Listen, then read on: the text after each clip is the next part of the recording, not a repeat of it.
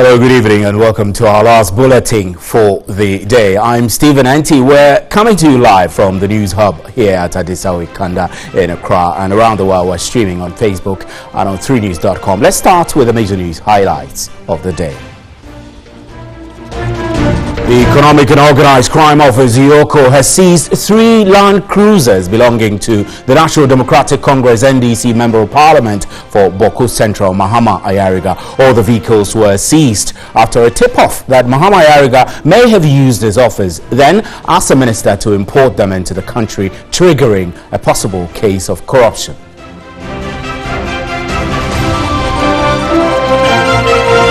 And government has resolved to take steps to discontinue the process for winding up of the Ghana Football Association, GFA.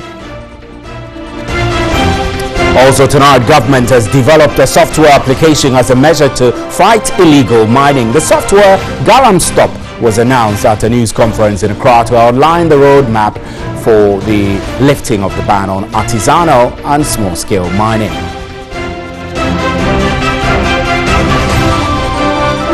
And the Institute for Energy Security has projected an average of 1.5% increase in the prices of petroleum products at the local pumps. The Institute cites the recent increment in the prices of finished products on the world market and the performance of the Ghana cedi as the basis for the forecast.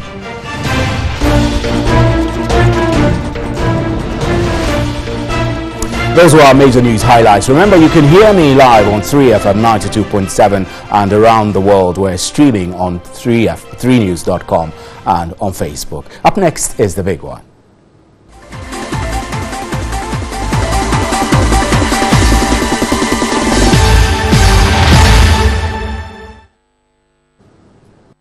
Welcome back. Now, government has resolved to take steps to discontinue the process for winding up of the Ghana Football Association, GFA. Also, government and FIFA has resolved to work closely to eradicate corruption, malfeasance and other associated criminal conduct from the administration of football in Ghana. The parties again resolved to establish a joint task force to create proper disciplinary governance and auditing mechanisms, as well as ensure that persons who are found culpable are punished in accordance with Ghanaian domestic laws and FIFA statutes. The meeting seems to have produced positive results, with the two parties resolving to collaborate to advance their respective interests. FIFA, upon consultation with government and CAF, shall establish a normalization committee to replace the executive committee of the Ghana Football Association. Satisfied with the above measures, government has promised to take steps to discontinue the process for winding up of the GFA.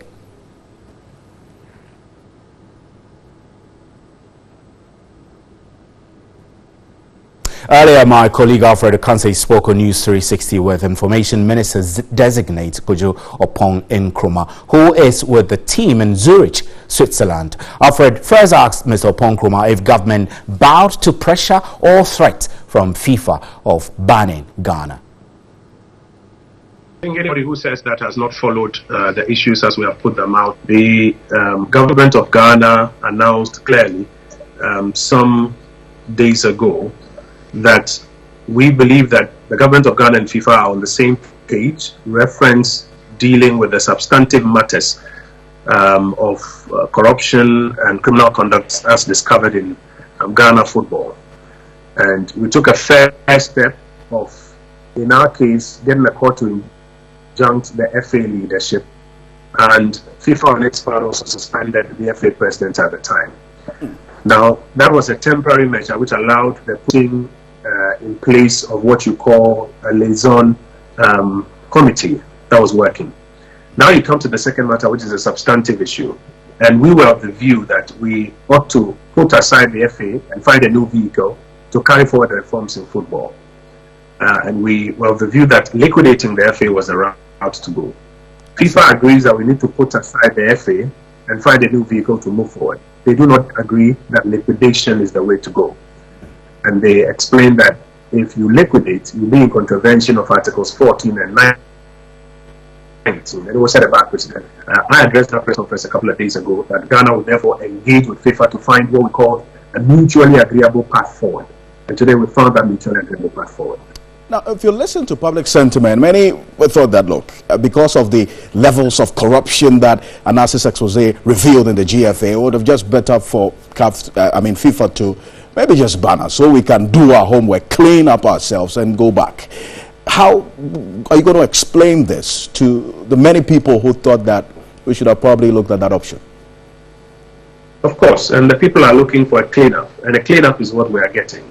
The people are not necessarily looking for a ban. What do we get if FIFA bans us? What we're all looking for is an opportunity to find new persons of integrity, a new vehicle to reform and run Ghana football. And it is in that regard that we have agreed with FIFA, that FIFA, in consultation with the government of Ghana and CAF, will set up what we call the Normalization Committee, a new entity that comprises persons who will be selected and appointed by FIFA in consultation with CAF and the government of Ghana to do that cleanup and moving forward. Of course, we don't necessarily need to encounter a ban while we are doing that, and that's the fine print that we've been able to walk this afternoon here in Zurich. I see. So what's the status of investigations into at least the dealings of certain persons who analysis expose revealed? Do you know? I do know that as recently as 2 days, some of those persons were still before the CID, providing further and better particulars. The CID informs us that their investigations are continuing, and as soon as they are done, persons who are found culpable and prosecutable will be put before the courts.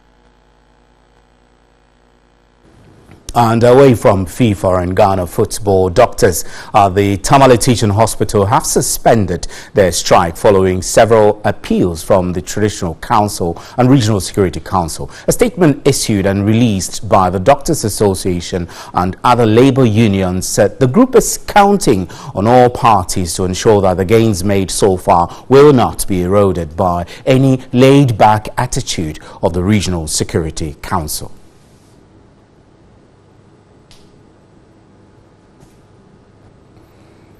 Right, let's get on to the telephone lines. Dr. Kenose Mensah is Public Relations Officer of the Tamale Teaching Hospital. Doc, good evening. We're grateful that you could join us. You have resumed work, and I reckon that when patients visit now, are you telling us that they should expect full healthcare delivery? Good evening, Stephen. Let me say good evening to your listeners and viewers.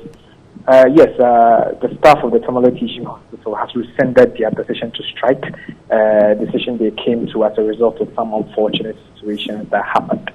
Before they proceeded on the strike, they did list quite a couple of demands that they felt that the RECSEC, led by the Honorable Regional Minister, together with the security apparatchiks in the region, should meet before they come. Looking at some of the things that they've been able to do so far, the staff feel that it is in the right direction to show that commitment themselves by coming back to work. So after 8 p.m. today, emergency services were resumed, referral cases were being taken on at the Tamale Teaching Hospital. And from tomorrow at 8 a.m., full services like the OPD services, like the specialist consultant services, will all resume at the Tamale Teaching Hospital. Right. Your reference to the security as security apparatchiks makes it sound a bit derogatory, but I reckon that from what you're telling me, it does mean that the doctors are satisfied with arrangements for their personal security and safety. Stephen, I apologize if that is how it sounded like, but I mean the security top-notch in the region, led by the Honorable Regional Minister. But yes, some they've done quite a lot over the period. I understand that one or the spokesperson for the group attacked the hospital has been arrested and is still in police custody. I also understand that the police high command have been at the hospital trying very hard to find a place that will be conducive enough to set up a security post. One of the very unnegotiable demands from the staff of the hospital. So we have seen as staff that, okay, they have done something and we should meet them halfway by coming back to work and taking care of our patients as we have always done. So we feel that some commitment on the side of the security setup in the region, and then some interventions from the management of the hospital, including the chief executive officer himself, and some well-meaning people in the region, have gotten to the staff, and that is why. Right. And when I spoke to Dr. Michael Dama, who is a spokesperson for the doctors last night, he made reference to some demands, including demanding a letter of apology from those who perpetrated this lawlessness. I found that to be a bit too harsh, but he explained to me why they demanded such an apology. Are you able to tell me whether anyone has written any such apology to the CEO and the hospital in connection with this at all? I can confirm that we have received an apology letter from the spokesperson of the group. The apology letter was written to the chief executive and then also to the staff of the hospital and also to the patients, because when we proceeded on leave, we understand that some patients have gone through some discomfort. Some have been denied services that were readily available and prompt at other times when they have visited the hospital. And so, in all of it, I feel that most of the demands, that's why I keep appreciating the effort of the Honorable Regional Minister together with the members of RESLEC. They have not relented in making sure that the demands of the staff of the hospital are met. And then I also appreciate the staff for understanding and then coming back to work. Right, Dr. Simmons, we're extremely grateful for your time. Thank you very much. I'm Stephen N.T. This is still News at 10. We're live on 3FM 92.7 as well as TV3. You can follow our live stream on Facebook and on 3news.com. We'll be right back with more news. Please stay.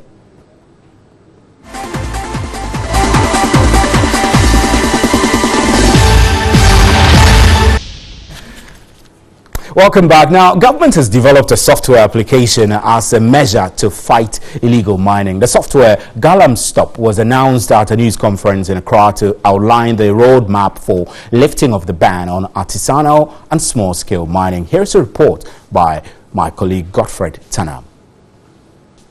The chairman of the Interministerial Committee on Illegal Mining, Professor Kwabena Frimpong-Boateng, indicated that the software is created to consolidate activities of all regulatory bodies in the fight against illegal mining.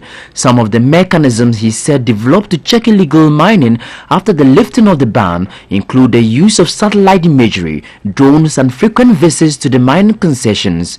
He added the software will provide information on the machinery used for mining and assist law enforcers to deal with illegalities. There are certain so-called landscape mining companies, but they are not. They have landscape concessions, but they are using small-scale methods to mine.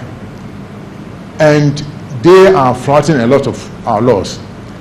And the minister will give directives as to what they are supposed to do. And we also want to stop what we call bulk sampling. All paramilitary forces providing protection and mining concessions will be withdrawn to make way for only Operation Vanguard team to be on the ground. Miners with licenses will also be given special identification cards linked to the software to aid in accessing information. Registering and installing tracking devices on earth-moving equipment will also be conducted. We want to know the number of excavators that we have in this country. Some say 5,000, others say 7,000. We don't know. But I want to know where they are and what they are doing, so we'll be able to track them. Every excavator will be moved to a particular area and to receive an electronic tracking device.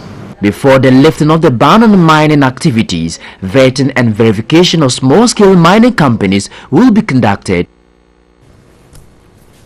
Right, we're fortunate tonight to have in the studio the Public Relations Officer of the Ghana National Association of Small-Scale Miners, Francis Opoko, joining us. Mr. Opoko, good evening and thank you extremely. Now, government is suggesting to us that they want to put a smile on your face for Christmas. This is not just about smiles, right?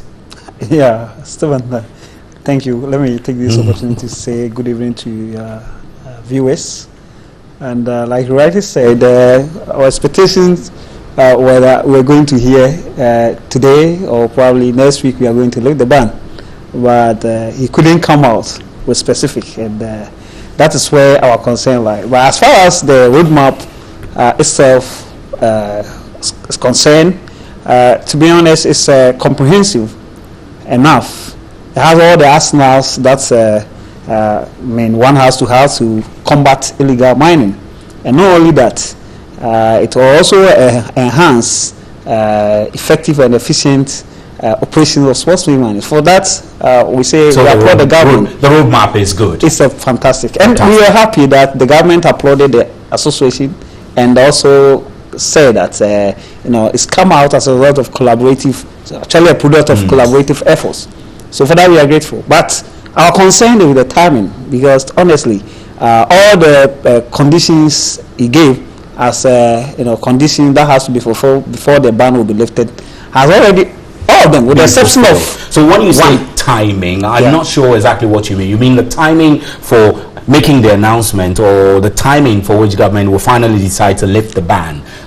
What exactly are your concerns in relation to timing? What I mean with the timing is that, see, all this while is close to 1 year, 8 months that the ban has been in place.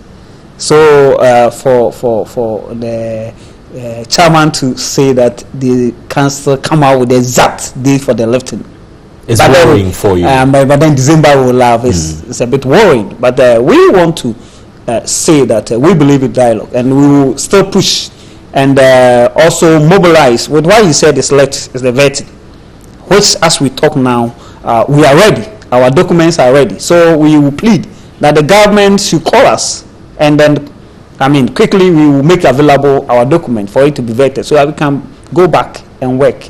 So what does lifting of the ban mean for you? I'm asking this on the back of the fact that there are many people, including people who don't even know anything about mining, who have bastardized the operations of artisanal and small-scale miners, lumping you all together with illegal miners. So when the ban is lifted, what does it mean? Is your operation just going to spring up again, or you're going to have to crawl back into effective operations and legal operations?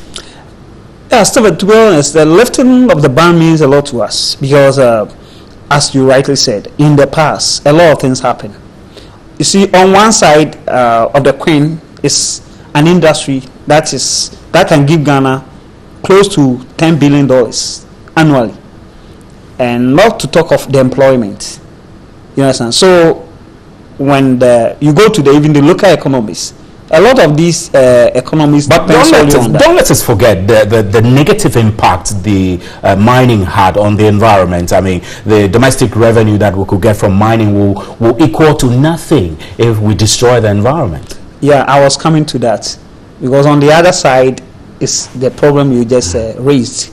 You see, so we believed that, you see, in as much as there been a resolve by the association members, and also the government has put in place workable interventions like the ground stop, the use of technology, including the satellite imagery, and then the drones and all this, and then the Operation Vanguard in place, the forming of district mining committees, training of, you see, all these measures. Initially, what was the problem was supervision, effective supervision and monitoring. The drones. So these things are there to tell us that we have everything to check this. The Galam stop, the use of technology, it sounds like a sci-fi movie, really. I mean, in Ghana, you want to believe that until these measures are very well tested, we cannot bank all our hopes in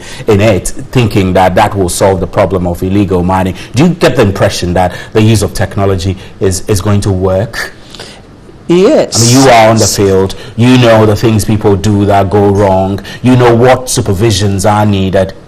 Is it technology we need at this stage? Seriously, it's not only that. You see, as an association, we have tried to mobilize our members, and we have time and again telling them that, appealing to their conscience that, look, Ghana is for all of us.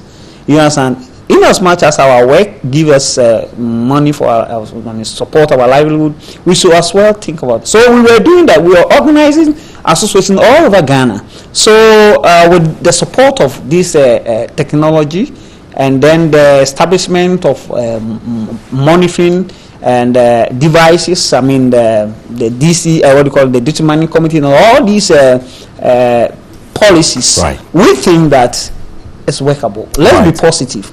Let's be positive. And then we can assure you, So you're positive in this. December is smiling. I hope that the smile works out. It will happen. So Francis Oboko, thank you very much for coming to join us at such a short notice. Francis is the Public Relations Officer of the Ghana National Association of Small-Scale Miners. I'm Stephen Enti. That's how we wrap up with NEWSAT10. Up next is Sports Unlimited. On behalf of the crew, good night. There is more news at 3news.com.